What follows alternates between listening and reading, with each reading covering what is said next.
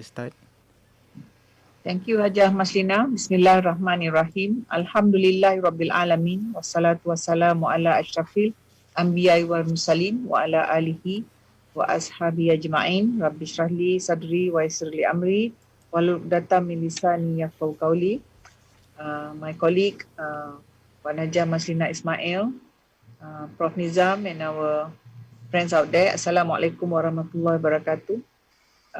We thank Allah for bringing us together for this second episode of the topic which we have started to deal with last week, which is the impact of sea level rise on the coastal community. Yeah, Prof Nizam. Actually, Prof has already indicated to us some of the features of this sea level rise. And he has also started to explain to us the impact on coastal communities, yeah, especially. But perhaps we can just remind our listeners and ourselves that as is the theme of this program, Man and Nature, the reason why we have to look closely at the phenomenon of climate change is that it is a very critical point in time in our lives. If we do not understand what is climate change and its impacts, then maybe we will not be doing our best in terms of mitigating this situation. And as far as sea level rise is concerned, it is in fact one of the major effects of climate change, primarily because the world has become warmer, and this rise in temperature is something that has to be overcome. Yeah, Prof Nizam. And it's interesting that, as we know, the Quran and Hadith are always with us in terms of giving guidance. And it is interesting for us to note that in Surah Al-Arad, ayat 41, Bismillahirrahmanirrahim, Allah says, and I, God Almighty, am shrinking the sides, which is the banks or the borders of the earth. So if you talk about sea level rise, Prof, it is as if when the water starts to rise, then you have a kind of shrinking, quote unquote, of the land area, of the surface of the land area, right? So we are not into doing a proper tafsir, but it is interesting to note that nothing escapes the attention of Allah Subhanahu Wa Taala, and everything that is in the heaven and the earth worships Allah, and Allah is in the know, and Allah would like human beings to understand that He is Ar-Rahman and Ar-Rahim, no matter how bad the climate change phenomena is and the rise of sea level is. If we, all of us, do our part in terms of lessening our impact, our negative impacts through our lifestyle on the environment, then perhaps insyaAllah Allah Subhanahu Wa Taala will lead us, show us how to overcome the impact of sea level rise. So Prof, we'd like Prof to continue to explain to us how do coastal community or coastal communities adapt to coastal erosion, which is the effect of one of the effect of sea level rise. Prof? Bismillahirrahmanirrahim. Terima kasih. Thank you, Datuk Dr. Azizan, for the great introduction. And as we know, the potential sea level rise impact reflect the rising sea level in Malaysia will amplify these existing impacts and create new risks for coastal population and development. Okay, the economic cost of sea level rise along coast of Malaysia without any adaptation measures could be huge, as the previous studies found out in the other coastal areas of the world. So previously, our Ministry of Science, Technology and Environment in last to 20 or 15 or 20 years ago estimated that the economic cost from a socio-economic impact based on the higher rate of sea level rise in Malaysia, which projected the agriculture production, and we lost at around 46 million ringgit Malaysia from eroded and inundated lands events. So loss of fisheries production is estimated around more than 300 million based on 2% of lost mangrove, resulting in loss of about 70,000 tons of prawn production. In order to offset the damage due to climate change adaptation strategy, necessary measures which refers to any adjustment to human activities that reduce the vulnerability of humans and also ecosystem to climate change impacts. So from our study, there are several findings regarding to the self-community adaptation and mitigation. We have previously we have done three area study. First in Batu Pahat. So in Batu Pahat, the community used the waste from factory, from industry, such as ceramic waste, cloth waste, and also they use tire waste to be used as a wave barrier or protector. So the local community also have been able to accept the effects of sea level rise. And then the sea level rise, then rising sea level due to rising sea levels resulted in some houses being lost, and they are aware for that event, and the same thing will happen to them. So most of them can adapt with the scenario. And for Selangor, also they use the waste from construction waste, such as concrete, pie, and also tire, as a wave barrier or protector to avoid from the wave. So this method actually is a temporary, and the finding of our study show that the houses of the resident are damaged, especially the occurrence of high tide phenomena. And for the Pahang also, most of the Pahang coastal area is a flat area. So the community in Pahang coastal area only use tire waste as a protector from coastal flooding, because most of the people not stay or living near the coastal area is only to the fishermen. Yeah. And yeah, however now at Pahang coastal area there are many projects done by our government, especially DID, Department of Irrigation and Drainage Malaysia, to protect the coastal area at Pahang coastal area. Okay. Which other government agencies are involved in the protection of these coastal areas besides the DID, Prof? Actually, the main government agency is a DID, but as also local authority involved to protect the coastal. Okay. Is there an annual government budget for this kind of efforts, do you think? I'm not sure, but based on the interview with the officer, they said that it depends to the event. If they occur any event, for example, coastal erosion, inundation, flooding, they will request for the budget, and then they will get the budget and then implement the mitigation. In other words, we still don't have a master plan for addressing this issue, and therefore we should be thinking about having a master plan. Yeah, actually we have a master plan, but sometimes the event is not in planning. I think it's a sudden sometimes. So yeah, for example, they allocate some money to do the some mitigation in the coastal area, but during the year maybe they have many event. I see.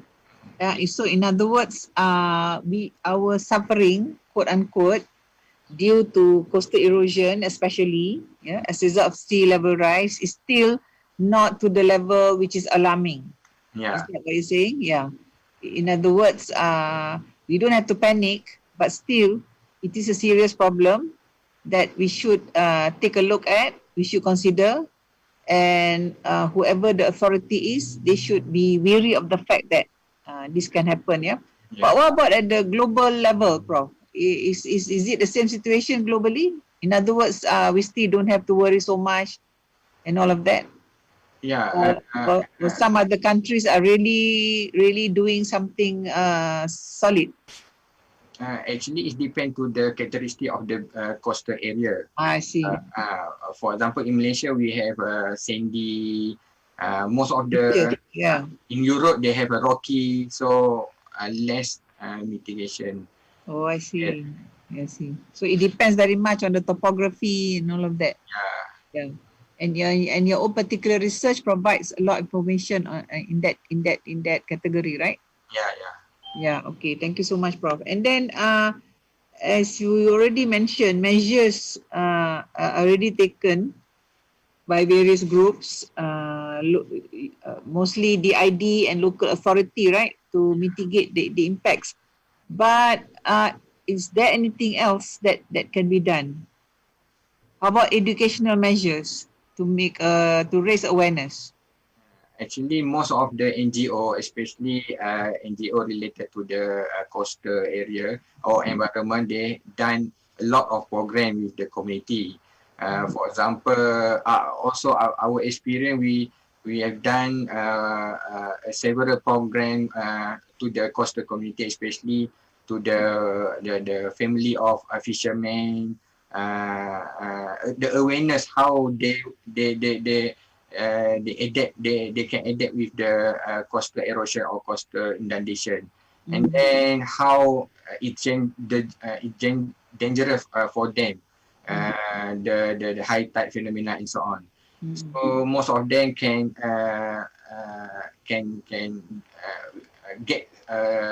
new information, and then they will aware for about the coastal erosion and also sea level rise. Okay. Do you notice amongst the communities that are affected a kind of growing fear or feeling of uncertainty, and therefore they feel that overall it's not safe to stay in the coastal area. Therefore, they feel that they have to migrate elsewhere. Do you find this? Yeah, most of the people in Johor, in Batu Pahat especially, they aware about this event, and then most of them they start planning to buy some house, another house in the town, Yeah. and but at the same time they still Maintain. stay at the coastal area because their activity is more on the fisher Fishing. Yeah. fishing, and also coastal plantation such as oil palm and also crops. Yeah. Okay. When the sea level rises, okay, we talk about the coastal impact, like erosion, right? But inside the sea water itself, is there an impact on, let's say, the amount of fish that you can obtain, that you can harvest in the ocean, in the sea? Actually, they have no scientific evidence say that the impact of the sea level rise is can cause of amount of the fish. But So, yeah. but from their experience, Yeah. they said that the quantity is less, but Quantity is less. Oh, I see. quantity is less, but they did not know what Quantification. reason why it's less. Oh, because just ordinary logic. For example, man on the street will think that if there's more water, there should be more fish. For example, yeah. But Yeah. it does not necessarily work that way. Yeah. Yeah. Okay. Is the rise in sea level also accompanied by the rise in sea temperature? Do you think? Yeah. The effect from the increase of the sea temperature also Yeah. effect to the Yeah. So therefore, I think this sea level rise phenomenon, as you said, is not something that is that worrying in our country. But nevertheless, it's a real threat to human lives. Yeah, and when people have to start to migrate, then it will rise. It will give rise to other issues, right? Not everybody can afford to buy another house away from the coastal area, for example, right? And then this will later on give rise to social economic issues, Yeah. which sooner or later the authorities will have to give attention to, right? But for the moment, what would be your advice to people who are open to this kind of threats, to these communities? What would be your practical advice? Wait and see, or start doing things like the Batu Pahat people, start to gather the tires together and all of that. Actually, for them, they try to protect their coastal area.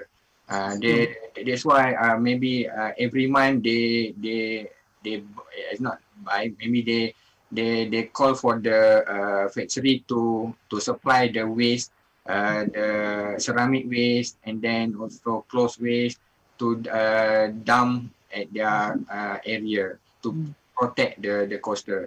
But at the same time, they have another plan to move, but it depends to the time. Yeah. If they cannot adapt with the coastal erosion, they will move to another place. Okay. So finally, Prof, you are very much associated with the Institute for Climate Change in UKM. So does the Center of Climate Change have regular programs regarding this phenomenon on the ground? Actually, we don't have any regular program, but it depends to our budget, especially. Most of our budget is based on the research fund. Previously, we got a lot of research grant related to the coastal study, and then yearly every year we do the some coastal community program to give some new information for them for preparing the sea level rise phenomena. But next year we also plan to have one program in Selangor coastal area about the awareness the how to protect the coastal area. Prof, from one report, we read, and I quote: global sea level rise is accelerating incrementally over time, rather than increasing at a steady rate. As previously thought, according to a new study based on 25 years of NASA and European satellite data. What is your comment on that statement? What is the difference between accelerating incrementally rather than increasing at a steady rate? Actually, the study is based on the modeling and the prediction. I see. So there are various parameters, various things that we need to consider. Yeah. So it's still subjective, but I think based on our previous study in last 10 years, we found that there has some coastal erosion and inundated event. Okay. So the point is it increases over time, right? It's just that we cannot conclude what the rate is, right? We cannot pin our finger on the actual rates, So, but overall, what is critical here is that it is a real phenomenon, and it has been significant over the past 25 years, right? And scientists like your good self are actually doing something similar, collecting this data, right? And so finally, Prof, as Muslims, what would be your advice, for example, or your suggestion? As scientists, what should Muslim scientists who are in the know about this phenomenon do? And secondly, the other Muslims, from the consumers to the businessmen to the leaders of the country, administrators. So what would be your suggestion for for us, all of us, doing something about this phenomenon?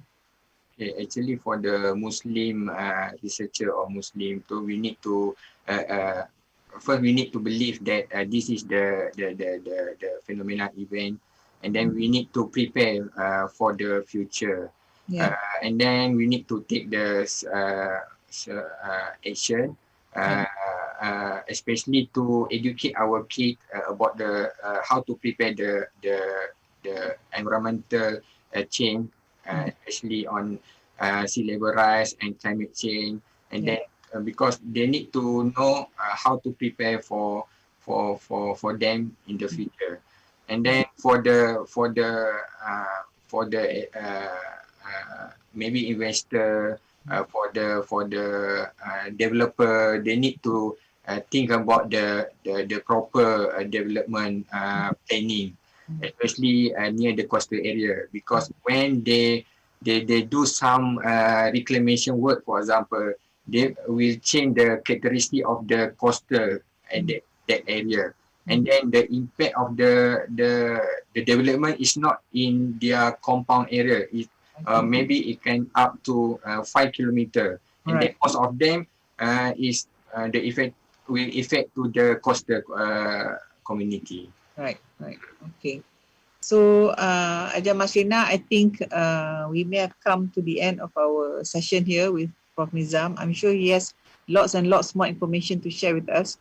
But I think for today, we can conclude, yeah, Prof, Yeah. that firstly, we should be aware that there is this thing called sea level rise, and it is one of the effects of climate change, which is the bigger phenomenon that we all should try to understand. What is it? What is the causes of it? And more critically, how are we adding to the problem? Okay, we cannot say that any particular community or country or activity is the cause of climate change. It's a complex phenomenon, and it has taken time. But what is what is scientifically proven is that the effect is getting worse, right? Yeah. Meaning, what we do to address the problem is not enough. It is not balancing. Yeah? So therefore, we have to think very hard. We have to strive even more. And I think this is very much in line with the Islamic principle that you have to struggle. Yeah, it is a kind of jihad also. Yeah, if we may be allowed to use that word, because that word fundamentally means striving. Yeah. So right now we cannot take it easy. We have to strive to address. Yeah. Yeah. And during this pandemic period, where it's apparently our activities are slowed down, yeah, people have noticed some changes in the environment in the positive sense. So then maybe we should take note, draw lessons from that. Yeah. And the challenge is how post-pandemic, how should we be changing our economic system, the way we consume, the way we trade, yeah, the way we treat nature as a whole. So thank you so much, Prof, once again, and I hope that you will be able to join us again, yeah, in future sessions. So I give us back to Aja Maslina. Thank you. Assalamualaikum warahmatullahi wabarakatuh. Waalaikumsalam warahmatullahi